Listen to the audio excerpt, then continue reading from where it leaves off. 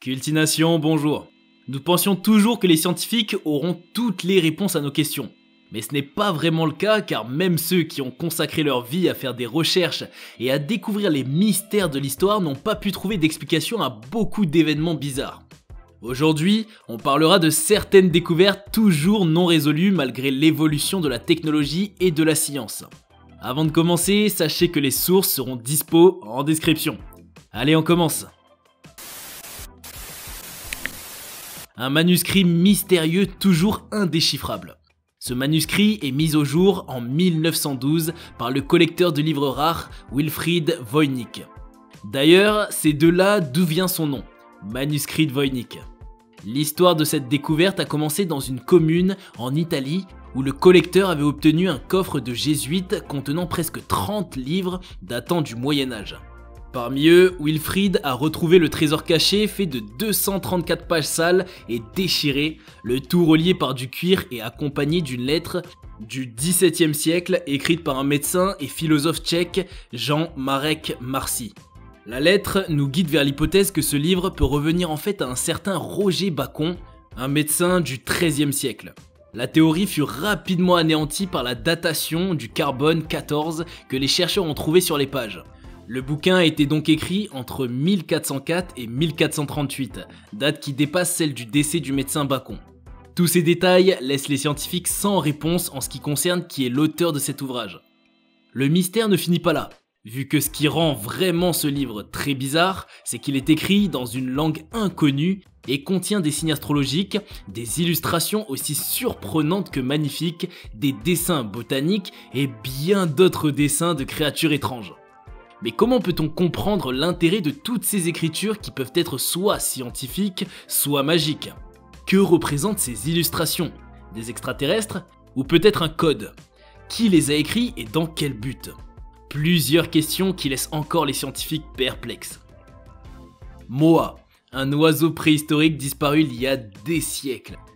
Lors d'une expédition faite il y a 30 ans dans les grottes du mont Owen en Nouvelle-Zélande, une équipe d'archéologues a retrouvé une énorme griffe qui ressemble à celle d'un dinosaure. Encore intacte avec sa peau écailleuse gardant toujours sa chair et ses muscles. Elle était tellement bien conservée au point que certains ont cru qu'elle appartenait à un animal récemment mort. Qui aurait deviné que l'histoire de cet animal revient à plus de 3000 ans? En effet, après avoir analysé cette griffe, il s'est avéré qu'elle appartenait à un grand oiseau nommé Moa et non pas à un dinosaure. Ce fossile de Moa est non seulement une véritable découverte scientifique, mais aussi une œuvre d'art. Disparu il y a au moins 700 ans, il représente un des oiseaux du passé qui n'avait pas d'ailes et ne pouvait donc pas voler. Malgré qu'ils étaient autrefois considérés comme l'une des plus grandes espèces d'oiseaux au monde, ils n'ont pas pu résister face aux Maoris qui furent la raison de leur rapide extinction. En fait, les personnes qui ont découvert ce Moa pensaient au début qu'il s'agissait d'une autruche, jusqu'à ce qu'elles aient réalisé que l'autruche était en fait éteinte bien avant l'époque de la griffe. La question qui se pose est donc comment est-ce que cette griffe est arrivée là-bas et a pu rester intacte et conservée d'une façon extrêmement minutieuse? Malheureusement, personne ne peut répondre à ceci. Le massacre de Sandbyborg. Pour mieux comprendre cette découverte, jouons à un petit jeu d'imagination. Fermez vos yeux et imaginez vivre dans une époque où le monde n'était pas encore civilisé et mettez-vous dans la peau d'un viking, ou même d'un anglo-saxon. Mais tout ceci sur un autre continent. Vous essayez de rentrer chez vous, mais quelque chose s'est produit et votre tribu s'est enfuie. Votre village est attaqué par un autre groupe de gens et ils sont trop forts pour que vous puissiez les combattre seuls. Malgré toute l'atrocité de cette scène, ce jour était malheureusement ordinaire dans la vie des villageois de Sandbyborg qui étaient habitués à ce genre d'événement. Malheureusement, ce ne fut pas le cas cette fois. D'habitude, on pouvait dire qu'ils se sentaient en sécurité derrière les fortes murailles du côtier en forme d'anneau, mais ce jour-là, les agresseurs ont prouvé qu'ils avaient tort. À la fin de l'été 480, un groupe de personnes a été massacré sans pitié à Sandbyborg en Suède et leurs corps ont été laissés découverts sans prendre la peine de les enterrer. Des siècles se sont écoulés et ce lieu est devenu un site archéologique qui attire les scientifiques. Ce n'est qu'en 2010 que des fouilles ont mené à trouver des squelettes gisant sur le sol d'une maison.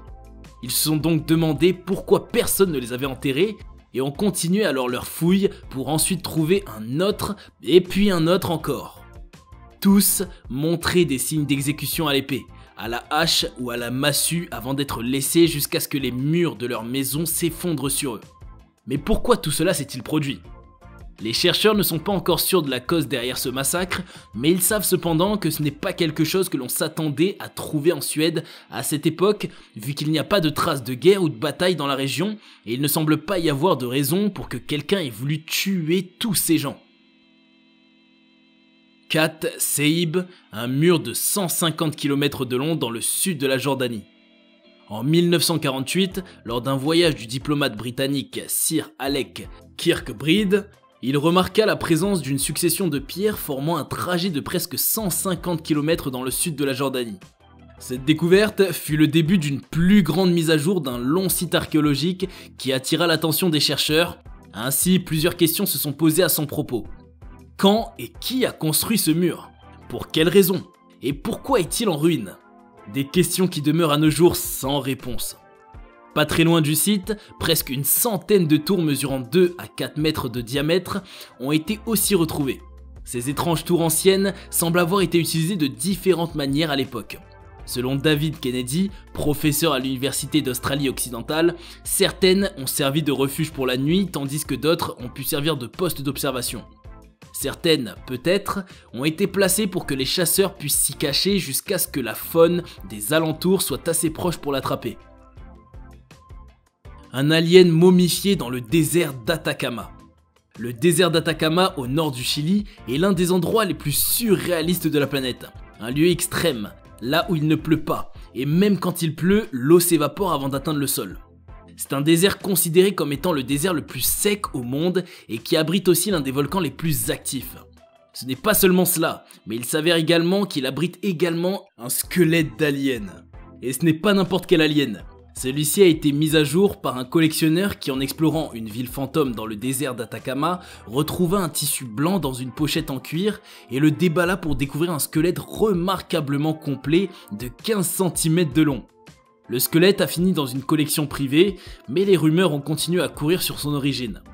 Surnommé Atta, la découverte est devenue une sorte de célébrité, dont les origines sont devenues un grand sujet de débat. Atta était-elle un extraterrestre ou non ? En effet, Atta était clairement un humain, mais avait étonnamment peu en commun avec les humains. Une équipe de scientifiques a présenté une explication très différente pour Atta. Une explication sans extraterrestre, mais néanmoins intrigante.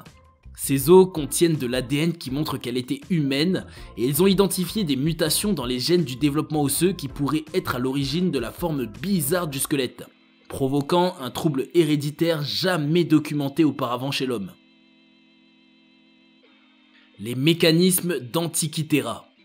L'ancien dispositif grec connu sous le nom de mécanisme d'Antikythera, une calculatrice astronomique qui servait à calculer et à afficher des informations sur les phénomènes astronomiques, est désormais exposé au musée archéologique national d'Athènes.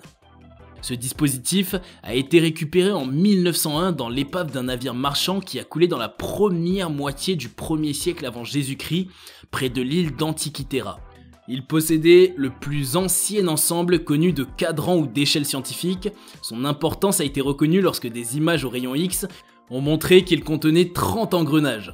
Aucun autre mécanisme à engrenages d'une telle complexité n'était connu dans le monde antique, ni même avant la construction des horloges des cathédrales médiévales un millénaire plus tard. Il a été découvert sous forme de fragments dispersés sur plusieurs mètres d'eau sur un banc de sable au large du cap Gelidonia sur la côte sud de la Grèce. Cet ancien ordinateur est composé de petits engrenages en bronze disposés en 2 ensembles différents. Petites et grandes roues, dont les plus petites étaient utilisées pour calculer les angles et peut-être le temps, tandis que les plus grandes permettaient de calculer les cycles calendaires et d'autres données liées à l'astronomie. A l'origine, le mécanisme était logé dans un meuble en bois élaboré, décoré de colonnes et de rosettes corinthiennes, qui avait été fixé à un cadre ajouré qui le maintenait debout en biais. Bien qu'il soit formé de plusieurs parties, l'objet est toutefois incomplet. Plusieurs questions intriguent les chercheurs. Qui a fabriqué un tel dispositif à l'époque ? Où sont les restes de ce dernier ? Et pourquoi et comment utilise-t-on cet ancien ordinateur ? Un manuscrit mystérieux toujours indéchiffrable. De la forteresse de Sacsayhuaman à la ville de Cusco, l'architecture inca est connue pour ses conceptions complexes et son utilisation saisissante de formations rocheuses naturelles. C'est la plus grande structure construite par les Incas et l'un des monuments les plus impressionnants de tout le Pérou. Situé dans l'ancienne capitale inca, Cusco, ce complexe forteresse-temple a été construit sous le règne du grand bâtisseur d'empire inca, Pachacuti Inca Yupanqui, ou peut-être de son fils au milieu du XVe siècle. Ces murs massifs demeurent aujourd'hui un témoignage non seulement de la puissance inca, mais aussi des compétences des architectes incas et de leur approche visant à intégrer harmonieusement leur structure monumentale dans le paysage naturel. Ce n'était pas la seule création des Incas, mais elle a bel et bien sa propre particularité, car elle fut remarquée particulièrement en raison de ses pierres parfaitement taillées et de son aspect soigneusement empilé. Quoique les bâtisseurs n'utilisaient pas d'argile ou de mortier, ils avaient que des pierres qui n'ont même pas la même taille, mais qui partagent toutes les mêmes caractéristiques au toucher. Vous pouvez bien sentir qu'elles sont toutes lisses avec des bords ronds. Une chose est sûre, personne n'a jamais pu expliquer comment les Incas ont réussi à créer d'aussi belles structures avec peu de moyens et de connaissances à leur époque. Ou encore plus d'être avec autant de précision et de fortes liaisons au point que rien ne peut glisser entre ces pierres. A savoir que Sacsayhuaman, qui signifie aigle d'or, est encore utilisé aujourd'hui pour des reconstitutions de cérémonies d'inspiration inca. Un réseau de tunnels de l'âge néolithique qui traverse tout un continent. À quoi pouvait-il bien servir? On revient vers l'une des périodes les plus fascinantes de l'histoire de l'humanité, et l'une des plus mystérieuses. Comment était réellement le monde lorsque les premiers humains vivaient dans les grottes, chassaient, cueillaient et cultivaient sous terre? Nous ne connaissons peut-être pas la réponse à cette question, mais de nouvelles recherches suggèrent que nous vivions peut-être dans un réseau de tunnels souterrains reliant l'Europe de l'Écosse à la Turquie. Le fait que ces tunnels ont été découverts sous des centaines d'établissements néolithiques dans toute l'Europe et que beaucoup aient survécu après 12 000 ans montre que le réseau de tunnels d'origine devait être énorme. Vous allez certainement penser que l'idée de tunnels sous une colonie néolithique est assez farfelue. Mais ce réseau très surprenant nous donne le droit d'y penser. Pourquoi nos ancêtres ont recouru à ces chemins sous la terre dont la plupart ne sont même pas assez grands, d'un diamètre qui suffira juste pour y glisser? Certaines personnes disent que ça pourrait servir de refuge ou une sorte de protection des prédateurs, contrairement à d'autres qui voient ces réseaux comme étant une sorte d'autoroute loin de la guerre et de la violence. Ou peut-être que ces tunnels sont un genre de passerelle vers un autre monde caché des regards des gens. Les grottes de Longyou vous intriguent? Découvrez-en plus sur ces grottes mystérieuses ici. Généralement, les grottes représentent l'un des plus grands mystères inconnus et inexplicables. Les caves de Longyou en Chine ont été découvertes par accident en 1992. Il s'avère qu'elles sont en fait 5 grandes grottes artificielles. Elles ont été construites il y a 7000 ans, mais n'avaient pas été explorées jusqu'à présent, car personne n'avait réalisé à quel point elles remontaient loin dans le temps. Après que la nouvelle de la découverte ne soit répandue dans toute la Chine, il a d'abord été proposé que les grottes restent une merveille naturelle, car la conception et la formation étaient complètement distinctes des autres anciennes grottes, mines ou cavernes cérémonielles construites en Chine tout au long de l'Antiquité. Aussi, la position des grottes n'est pas une coïncidence. Elles ont été construites pour utiliser la lumière du soleil afin d'éclairer l'intérieur pour une meilleure production agricole. Peu de documents historiques ou de preuves datables ont été trouvés pour répondre à ces questions. La seule référence se trouve dans un poème chinois de Yuxun, écrit au XVIIe siècle, qui nous donne une origine documentée.